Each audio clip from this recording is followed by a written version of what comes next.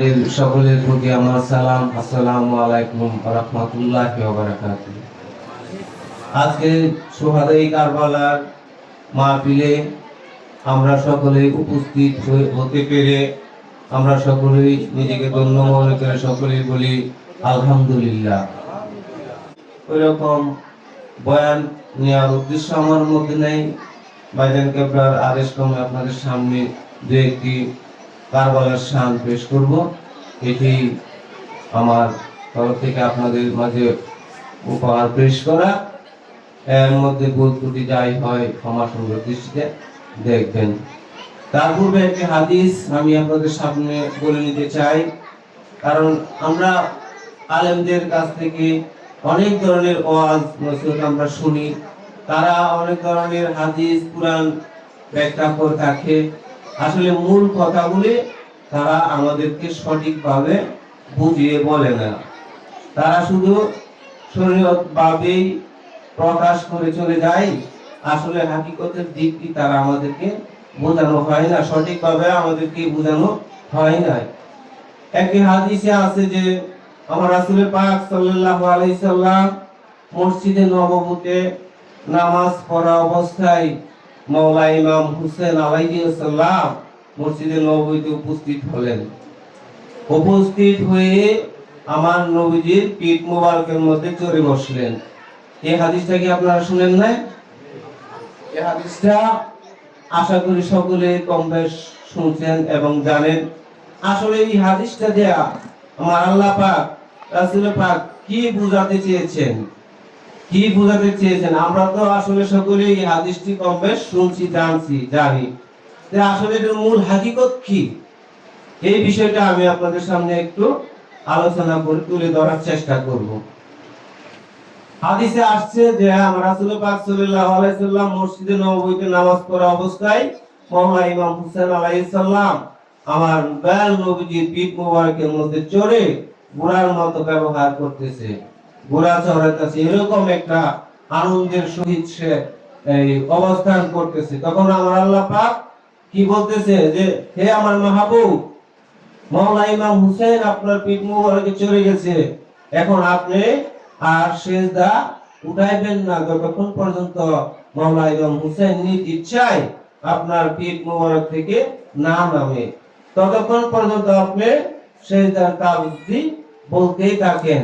আমার রাসূল পাক সাল্লাল্লাহু আলাইহি সাল্লাম সিজদার তাসবিহ বলতে বলতে একবার, দুইবার, তিনবার, এরকম ভাবে 72 বার আমার রাসূল পাক সাল্লাল্লাহু আলাইহি সাল্লাম সিজদার তাসবিহ পড়লেন।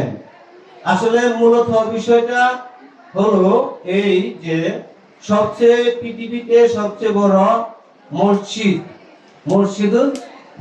হলো কি? মসজিদ আমার দয়াল নবী মসজিদে নববী, সবচেয়ে বিখ্যাত মসজিদ। আচ্ছা, এখানে ওই মসজিদের মধ্যে যিনি নামাজ আদায় করতেছেন তিনিও কি দুজাহানের বাদশা, নবীদের নবী, দুজাহানের বাদশা, আমার আল্লাহ পাকের সৃষ্টি জগতের রহমত। ওনার উপর আর কোনো কিছু নাই, ওনার উপর আর শ্রেষ্ঠ স্তর আর কোনো কিছু নাই।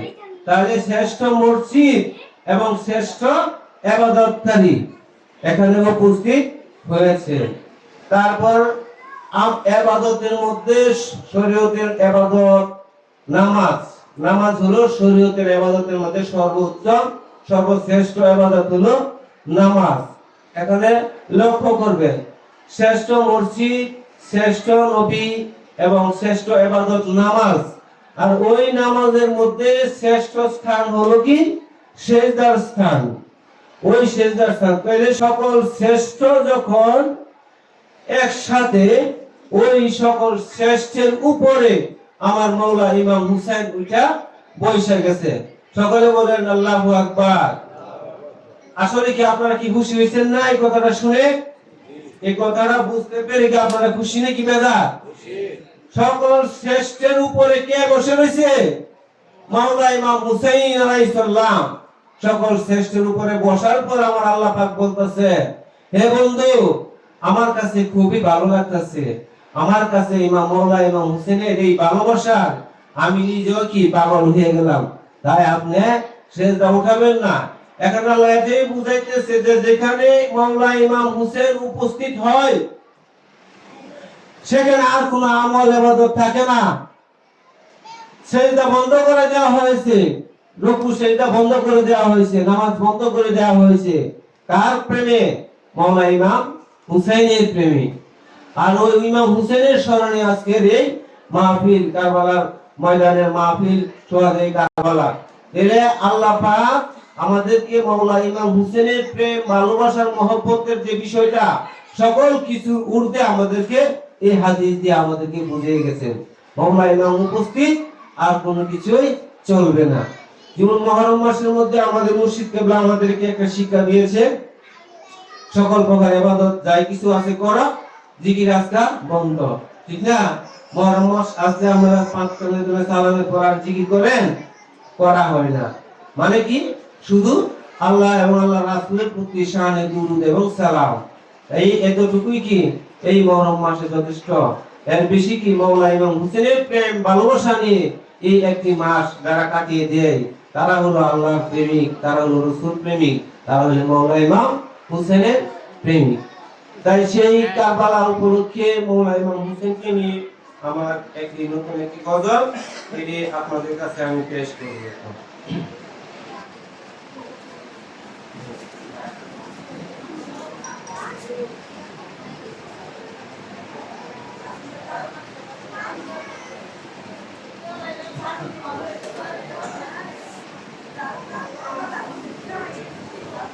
सुना सुना है सुना ना जान আমি হুসাইন এসেছি কারবালার ময়দানে। শুনো শুনো ও হে শুনো না জান আমি হুসাইন এসেছি কারবালার ময়দান।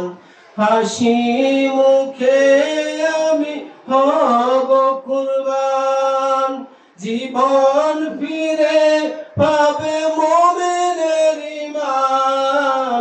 হাসি মুখে আমি হব কুরবান, জীবন ফিরে পাবে মুমিনের ঈমান।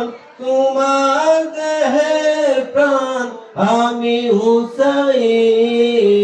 শুনো শুনো ও হে শুনো না জান আমি হুসাইন এসেছি কারবালার ময়দানে। শুনো শুনো ও হে শুনো না জান আমি হুসাইন এসেছি কারবালার ময়দান।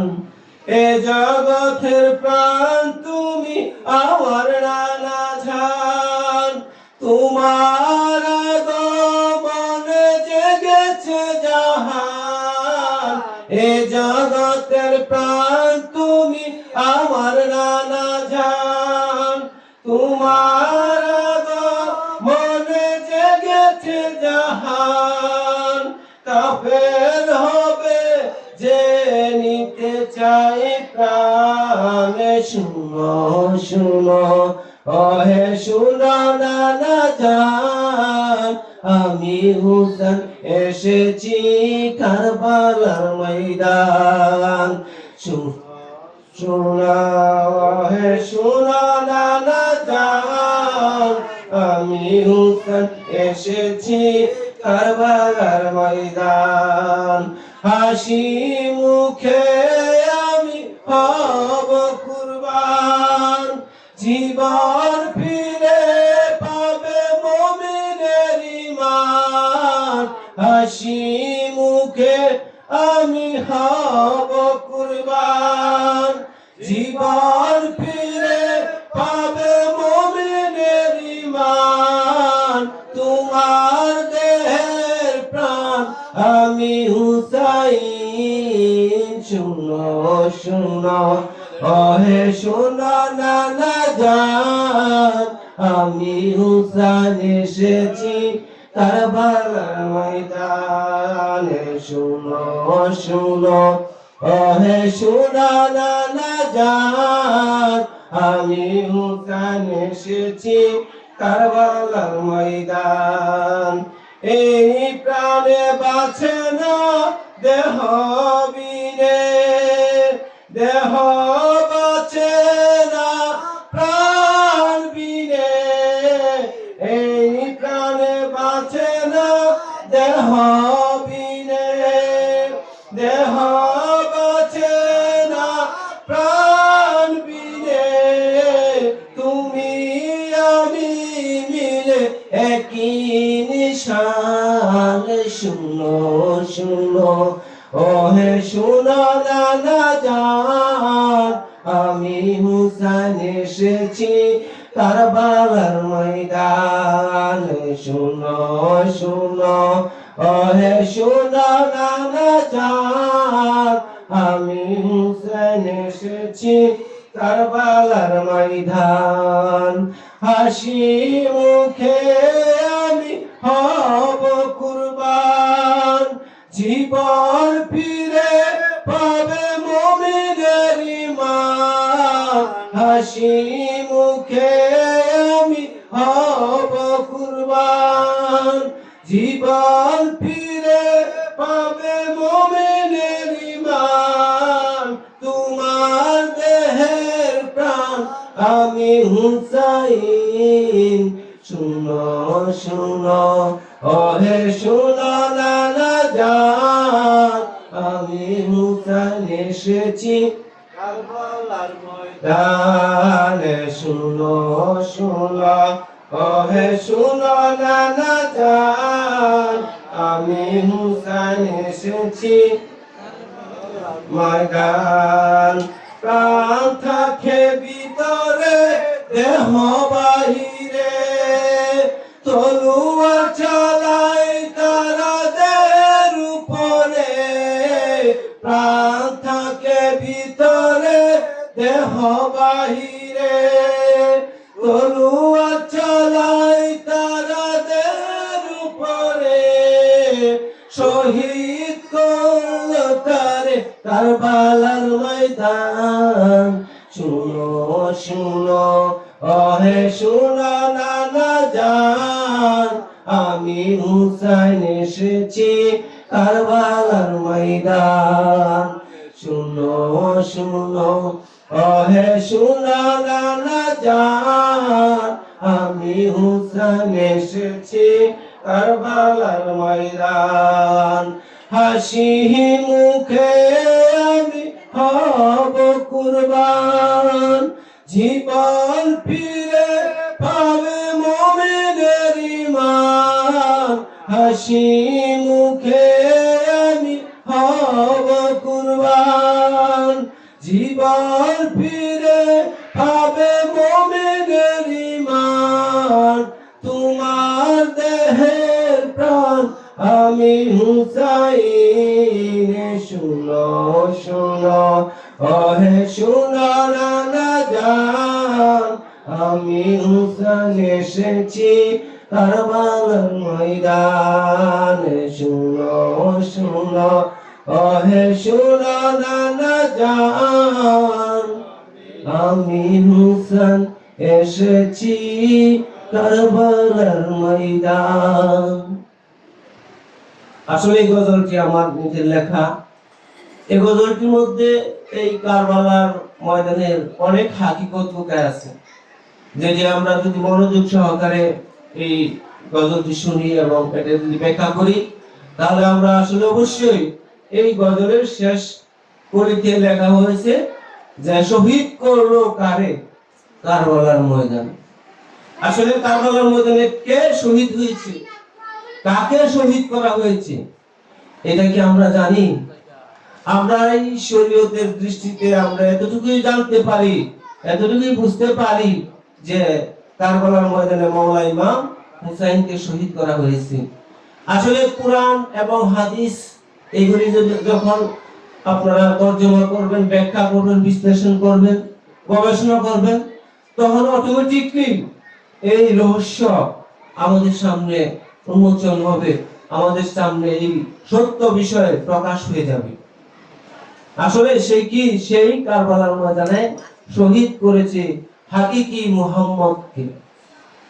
হাকিকি মুহাম্মদকে শহীদ করা হয়েছে কারবালার ময়দানে। কারণ যেহেতু আমার রাসূলের প্রাণ কে? মাওলা ইমাম হুসাইন। হাদিসে আছে না, আমি হুসাইন থেকে, হুসাইন আমার থেকে। হুসাইন আমার দেহের প্রাণ। হুসাইন কি? আমার এই দেহের প্রাণ। তাহলে এই দেহটা কি? দেহটা একটা রূপক এবং শরীয়তের বাজারে প্রকাশ। দেহটা হলো প্রকাশ আর প্রাণটা হলো ভিতরে থাকে, এটা গোপন, এটা কেউ দেখে না। তাহলে এই হুসেনের যে দেহ, এই দেহ কিন্তু হুসেনের না। হাদিস মতে আমার রাসূলের বাণী মতে কি এই দেহটা আমার রাসূলের পাক। এই দেহের ভিতরে যে প্রাণটা আছে, এই প্রাণটা হলো মাওলানা ইমাম হুসেন। তাহলে এবার হুসেনকে যদি আপনি মারতে যান, তাহলে প্রথমে আঘাত করতে হবে কই? শরীরের মধ্যে আঘাত করতে হবে। মানুষের অন্তরকে, মানুষের মনকে যদি কষ্ট দিতে চান, তাহলে মানুষের শরীরের মধ্যে কি আঘাত করতে হয়। আমার শরীরে আঘাত করলে তখন আমার প্রাণে কষ্ট পায়, আমার মনে ব্যথা পায়। আঘাতটা আমার মনে লাগে, প্রাণে লাগে। শরীরে আঘাত করার পর এই শানের মধ্যে শেষ করিতে এটাই বলা হয়েছে যে এই শেষ করিতে বলা হয়েছে কি? প্রাণ থাকে ভিতরে, দেহ বাহিরে। তলোয়ার চালায় তারা দেহের উপরে, তারা তলোয়ার তো দেহের উপরে চালাইছে, কিন্তু ভিতরে তো হুসাইন। এজন্য হাকিকি আধ্যাত্মিকতা সুফি তত্ত্বে যারা আছে, আল্লাহর ওলিদের পক্ষে যারা আছে, যারা গবেষণা করে, তারা এই সকল সত্যটা তারা জানতে পারে। তারা জেনে তাদেরকে ঘৃণা করে, তাদেরকে অন্তর থেকে লানত করে।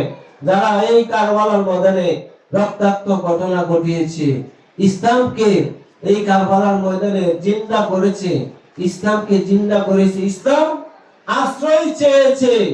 ইসলাম কি করেছে?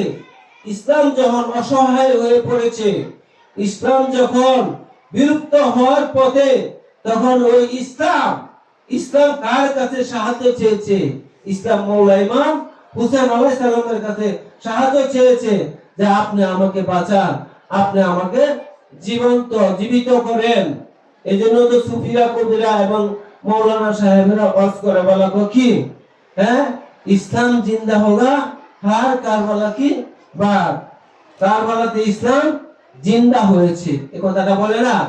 এই কথাটা বলে এই ইসলাম কার কাছে আশ্রয় চেয়েছে? মাওলানা ইমাম হুসাইনের কাছে ইসলাম আশ্রয় চেয়েছে। এজন্য খাজা মাইনুদ্দিন চিশতি বলেছেন, কি বলেছেন? শাস্তে হুসাইন বাদশাস্ত হুসাইন, দিন পানাস্ত হুসাইন। এইভাবে খাজা মাইনুদ্দিন চিশতি উনি বলে গেছেন। আসলে দিন কি? দিন হলো ইমাম মাওলানা হুসাইন। দিন হলো ইমাম মাওলানা হুসাইন।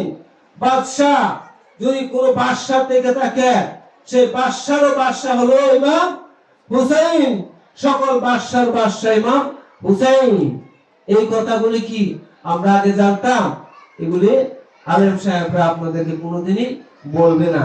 কারণ বাদশাহের বাদশাহ, চলনায় হোক, খেলায় হোক, যে কোনো কৌশলে হোক, দুজাহানের বাদশাহ আমার দয়াল নবী হযরত মুহাম্মদ মুস্তাফা সাল্লাল্লাহু আলাইহি সাল্লাম, উনি হয়েছেন বুড়া।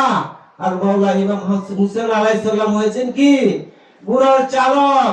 বুড়ার পৃষ্ঠে কে বসে? মালিক বসে, বাদশা বসে, বাদশা। তাই খাজা মাইনুদ্দিন চিশতি বলেছেন, হুসেন বাদশাহ, শাস্ত হুসেন, বাদশাস্ত হুসেন। এই কথাগুলি আমাদেরকে কেউ ভালো করে বুঝে বলবে না। যদি বোঝায় বলে, তাহলে তো আমরা সত্য চিনে যাব, সত্যকে আমরা উপলব্ধি করতে পারবো, তখন আমরা সত্যের দিকে চলে যেতে পারবো। তাই সাধারণ আল্লাহর ওলিরা যারা আছে, সাধারণত তারাই এই সত্য কথাগুলি কি গৌরবভাবে বলে, আবার কিছু প্রকাশ্য বলে। যাদের কোনো ভয় নাই, মরণের ভয় নাই, যারা কারো কাছে মাথা নত করে না, তারা সত্যি প্রকাশ্যে এই কথাগুলি সাধারণ মানুষের মধ্যে পেশ করে থাকেন। মাওলানা ইমাম হুসাইন সম্পর্কে আরো অগণিত অসংখ্য বিষয় আছে যেগুলি আমরা জানি না, যেগুলি আমরা জানি না। হাকিকি মুহাম্মদ সম্পর্কে আমার আরেকটি গজল লেখা আছে। এটা আমি আমার পুরোপুরি ক্লিয়ার না, আমি বলতে পারি না পুরোপুরি ক্লিয়ার, কিন্তু তারপর আপনাদের মাঝে অল্প কিছু হলো আমি একটু পেশ করার চেষ্টা করব।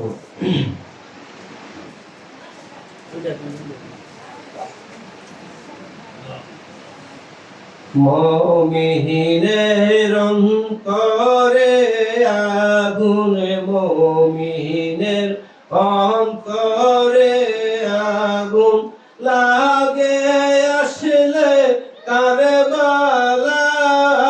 হাকিকি মুহাম্মদ হুসাইন একে নূরে একে তন। হাকিকি মুহাম্মদ হুসাইন একে নূরে একে তন। এই কথা কি বলছে? যে হাকিকি মুহাম্মদ যেটাকে বলে, হাকিকি হক যেটা সত্য, সত্য মুহাম্মদ যে ইসলামকে আশ্রয় দেয়, যে ইসলামকে আশ্রয় দেয় সেই প্রকৃত মুহাম্মদ। সেই কি মুহাম্মদ শব্দের অর্থ হলো চরম প্রশংসিত, চরম প্রশংসিত। এবং সেই মুহাম্মদ হলো আল্লাহর বন্ধু। তাহলে আল্লাহর দ্বীনকে যে আশ্রয় দেয় সেই কি হাকিকি, হাকিকি মুহাম্মদ। ওই হাকিকি মুহাম্মদকে কারবালার ময়দানে কি করা হয়েছে? শহীদ করা হয়েছে। কারা করেছে হাকিকি মুহাম্মদকে কারবালার ময়দানে শহীদ? কাফেররা করেছে, ইহুদি করেছে, নাসারারা করেছে, হিন্দু করেছে, খ্রিস্টানরা করেছে। তারা কেউ নয়। তারা করেছে, তারা শুধু কি মুসলমান। তারা নিজেরা মুসলমান, এমন কি তারা সাহাবী ছিল, সাহাবীদের ছেলেরা ছিল, তাবিন ছিল, তাবিন ছিল, হাফেজ ছিল, কোরআনে হাফেজ ছিল। 360 জন মুফতি ছিল যারা মাওলা ইমাম হুসেনের বিরুদ্ধে ফতোয়া জারি করেছে যে এখন মাওলা ইমাম হুসেনকে কতল করা ওয়াজিব হয়ে গেছে। তারা কি আলেম ছিল? তারা আলেম ছিল। আসলে কি তারা আলেম? মাওলা ইমাম হুসেন নবীর আওলাদ, নবীর আহলে বায়াতকে যে তারা বোর্ড মিটিং বসে যে ফতোয়া জারি করে যে এই মুহূর্তে ইমাম হুসেনকে কতল করা আমাদের জন্য ওয়াজিব। আসলে তারা কি মুসলমান? তারা হলো নামদারি রূপদারি মুসলমান। এই কারণে কবি মাতাল কবি রাজ্জাক উনি কি লিখেছেন? হ্যাঁ, আলেম গেছে জালেম হইয়া, উনার পরে চন্ডালে সত্য সাধুর বাদ মিলে না, সোনার হার বেশ্যার বলে। উনি গুরুত্বপূর্ণ একটা কথা বলে গেছেন যে এই আলেমরা হাজিরা, হাজি হজ করে এসে জিলহজ মাসে হজ করে এসার পর কারবালার ময়দানে তারা মাওলা ইমাম হুসেনকে শহীদ করেছে। হাকিকি মুহাম্মদকে শহীদ করে তারা নামাজ পড়ে, আযান দিয়ে তারা নামাজ পড়ে। ওই তাদের থেকে আমাদের সাবধান হতে হবে, তাদের বয়ান থেকে, তাদের আলোচনা থেকে আমাদেরকে সাবধান হতে হবে। আমাদের একমাত্র কি, আমাদের একমাত্র পথ থাকবে আল্লাহর ওলিদের পথ। আল্লাহর ওলিদের পথে আমাদেরকে চলতে হবে, তখনই আমরা সত্য পথ পাবো। ইমাম হুসেনের যে দেওয়া ইসলাম, এই ইসলাম আমরা পাবো। ইসলাম শব্দের অর্থ কি? ইসলাম শব্দের বাংলা অর্থ হলো শান্তি। ইসলাম শব্দের বাংলা অর্থ হলো শান্তি। আর কারবালার ময়দানে যে ধৈর্যের পরীক্ষা মাওলা ইমাম হুসেন দিয়েছে, সেই ধৈর্যের বিনিময়ে শান্তি পাওয়া যায়। আমরা যদি এলাকাতে মানুষের সাথে ঝগড়া করি, ঝগড়াটা কি? অধৈর্য হওয়ার পর মানুষ কিন্তু ঝগড়া করে। এই ঝগড়ার নাম কি? অশান্তি। যেখানে ঝগড়া আছে সেখানে কোনো শান্তি নাই। আমরা যদি বাংলা ব্যাখ্যা করি, বিশ্লেষণ করি, তাহলে ইসলামের বাংলা হলো কি? শান্তি। তাহলে যখন একটা মানুষ, একটা পরিবার ধৈর্য ধারণ করে, ওই পরিবারের শান্তি বর্ষিত সর্বদাই থাকে। ওই শান্তির নাম কি? ইসলাম। এই জন্য মাওলা ইমাম হুসেন নিজে সে কি ধৈর্য ধরা আমাদেরকে ধৈর্য ধরার মতো শিক্ষা আমাদেরকে দিয়ে গেছে। কাজী আইনুল মুস্তাফা গুলমদিনার রহমত হিসেবে আমার মহান মুর্শিদ কিবলা ঘোষণা দিয়ে গেছেন। এটা কি আপনারা জানেন না? অনেকেই জানে। রহমত হিসেবে ঘোষণা করে দিয়ে গেছেন। আমার আল্লাহ পাক বলছে, আমার রাসূল সম্পর্কে কি বলছে? ইন্না আরসালনাকা ইল্লা রাহমাতাল লিল আলামিন। হে হাবিব, আমি আপনাকে সারা জাহানের রহমত হিসাবে সৃষ্টি করেছি। তাহলে আমার রাসূল হলো সারা জাহানের রহমত। আর আমার মুর্শিদ কেবলা আমাদের মাঝে বলে গেছেন, কি বলে গেছেন, যে এই কাজী আইনুল মুস্তাফা উনি হলো আমার কুল মদিনার রহমত। আমার রাসূলকে কুল কায়নাতের রহমত যারা না মানে তারা ঈমানদার নয়, তারা প্রকৃত মুমিন নয়। সেই লক্ষ্যে আমার মুর্শিদ কেবলার বাণী অনুসারে কাজী আইনুল মুস্তাফাকে কুল মদিনার রহমত হিসেবে যারা না মানে তারা কুল মদিনার প্রকৃত মুরিদ নয়, তারা 80% দলে পড়ে যাইব। যেই হোক, এই কুল মদিনার দরবার শরীফের মধ্যে যত বড় আলেম হোক, যত বড় উত্তরসূরি হোক, যেই হোক, আমার মুর্শিদ কেবলার কথা মতে কাজী আইনুল মুস্তাফাকে যদি রহমত হিসেবে না মানে সে আমার মালিকের মুরিদ হতে পারে না। কারণ সে মুর্শিদের হুকুম অমান্য করে, মুর্শিদের হুকুম মানে না। যে মুর্শিদের হুকুম মানে না তার কি আর মুর্শিদ থাকে? নবীর কথা যে না মানে তার কি আর নবী থাকে? আল্লাহর কথা যে না মানে তার কি আর আল্লাহ থাকে? এই জন্যই কি আমার আল্লাহ বলছে আমার বন্ধু হলো কুল কায়নাতে রহমত। যারা রহমত মানে তাদের নবী আছে, যাদের রহমত নাই তাদের নবীও নাই, ইসলামও নাই, তার আল্লাহ নাই। তারা কোনোদিন সত্যের পথে আল্লাহর পরিচয় পাবে না। মূলত আমাদের কি আল্লাহর পরিচয়ের জন্য আমরা এই দুনিয়াতে আসছি। আসল যদি আপনাদের সামনে বলতে চাই কি ফেতনার সৃষ্টি হবে, মাইক দেয়া আসল কথা কম জানা। ওই যে রাতের বেলা কিন্তু আরেকটা কথা কইছি, আপনারা জানেন কি আমি জানি না, যে সুরের মার হলো বড় গলা, আছে না? সুরের মার বড় গলা। ধর্ম সম্পর্কে যারা কথা চুরি করে, গোপন করে, তারা ওই মাইক দেয়া সত্য, এই মাইক দেখা নারে তাকবীর, আল্লাহু আকবার, নারে রিসালাত, ইয়া রাসূলুল্লাহ, নারে হায়দারি, ইয়া রাসূলুল্লাহ, আল্লাহ গলির আগমন, শুভেচ্ছা স্বাগতম, আল্লাহ গলির আগমন, শুভেচ্ছা স্বাগতম, ভবানীপুরের পক্ষ থেকে লাল গোলাপ শুভেচ্ছা, ভবানীপুরের পক্ষ থেকে লাল গোলাপ শুভেচ্ছা, নারে তাকবীর, আল্লাহু আকবার, নারে রিসালাত, নারে হায়দারি, শুহাদে কারবালা, শুহাদে কারবালা।